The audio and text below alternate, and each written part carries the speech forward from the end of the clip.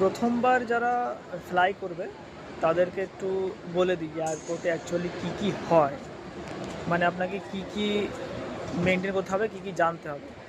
তো ব্যাপার হচ্ছে, প্রথমে আপনাকে যে এয়ারপোর্টের এন্ট্রি গেট, সেখানে হচ্ছে আপনার যে বোর্ডিং পাস অনলাইনে কিন্তু চেক ইন করে নেবেন। টিকিট কাটা হয়ে গেলে তারপরে অনলাইনে ওয়েব চেক ইন করে নিতে হয়। সেটা ওয়েব চেক ইন করলে পরে একটা বোর্ডিং পাস দেয়। তো ওই বোর্ডিং পাসটা প্রিন্ট করে আনবেন, অথবা মোবাইলে দেখালেও হবে। ওখানে আপনার ফিজিক্যাল কোনো টিকিট দেখানোর কোনো দরকারই নেই, আপনি মোবাইলে দেখালে হবে, আর আপনার আধার কার্ড। এই দুটো জিনিস আপনি এন্ট্রি গেটে দেখালে আপনাকে এয়ারপোর্টে ঢুকতে দেবে।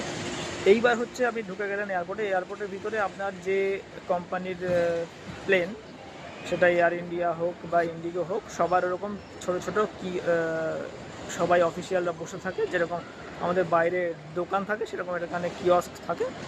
তো সেখানে আপনি ওখান থেকে আপনার ডিটেলসটা দিয়ে আপনাকে একটা বোর্ডিং পাস দেবে, ফিজিক্যাল বোর্ডিং পাস। কিন্তু ওইটা আপনাকে কালেক্ট করে নিতে হবে।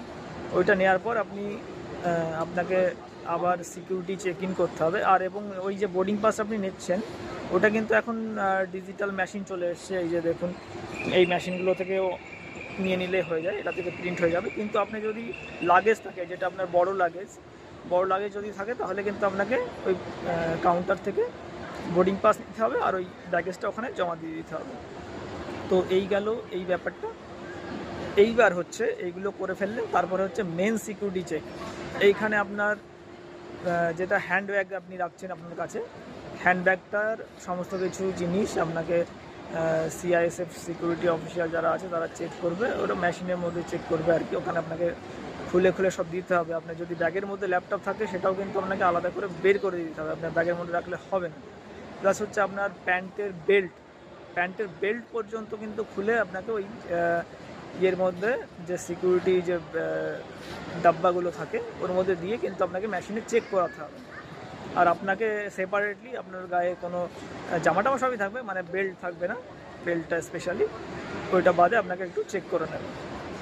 দিয়ে ওই চেকিংটা হয়ে গেলে তারপরে আপনি মেন এয়ারপোর্টে কিন্তু ঢুকতে পারবেন। আর তারপর আপনি আপনার যে বোর্ডিং পাসে যে গেট নাম্বার লেখা থাকবে, সেই গেট নাম্বার থেকে আপনি কিন্তু আপনার ফ্লাইটটা নিতে পারবেন। তো এইটা হচ্ছে মেন, মোটামুটি দুটো জিনিস আপনাকে মাথায় রাখতে হবে। এক হচ্ছে মেন এন্ট্রি গেট, আর হচ্ছে তারপরে মেন সিকিউরিটি চেক আর বোর্ডিং পাস, ব্যাস, তাহলে আপনার হয়ে গেল। তো আজকে এই পর্যন্তই।